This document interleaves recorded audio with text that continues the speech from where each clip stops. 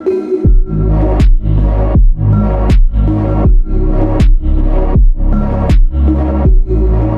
most easiest way to come to Canada is as a student on a student visa. So if you're here as a student, you will have some perks.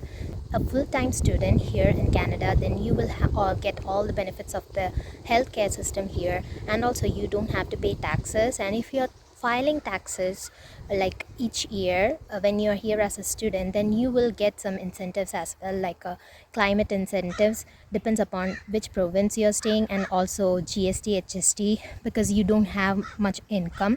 So that's all the perks which you get if you come here as a student, like on spot, if you just file taxes with Canadian Revenue Agency. And then the other perks is that if you are here as a student, you will get connected with different people, like on site, like you will get to see people, you'll get to network with people who works on your same field. And eventually when you are done with the your program, so then at that time these connections or networks will help you land up in a job.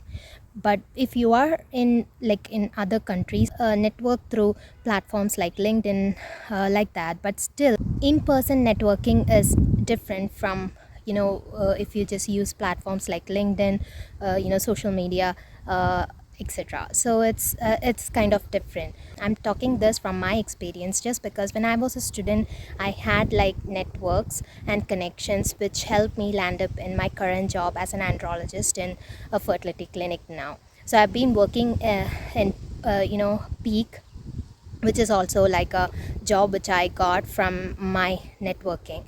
So networking is a key to land up in jobs here in Canada. So this is the main reason which I'm saying, like, come here as a student, then you can just get your postgraduate work permit. So for getting your postgraduate work permit, you need to be a full-time student at least for 8 months from a designated learning institute.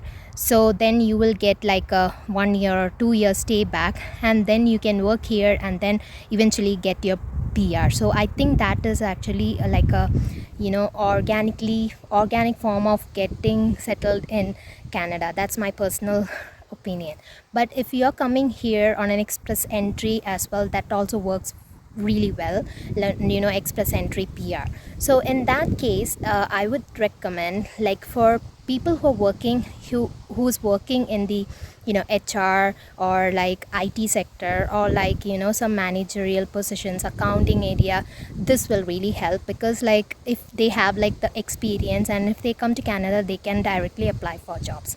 And I wouldn't recommend for an express entry PR for like a healthcare professional, like a veterinarian and an MBBS doctor or pharmacist or a engineer, because all these people, professionals, has to get licensed here. That's actually pretty much expensive and also time consuming process here in Canada to get licensed in their specified field. So I would recommend for those who are like in general work area, this will really help. And also in skilled labor market is also very high now here, so that helps for them too. The express entry PR, I that's in my opinion, from my experience, what I've heard from my friends, and being in Canada for this long, I learned that. So then the next is like on a work permit, how often you can get here on a work permit, how easy is it. So like employers here are not interested to hire you if you doesn't have a work permit already, or like a work visa already.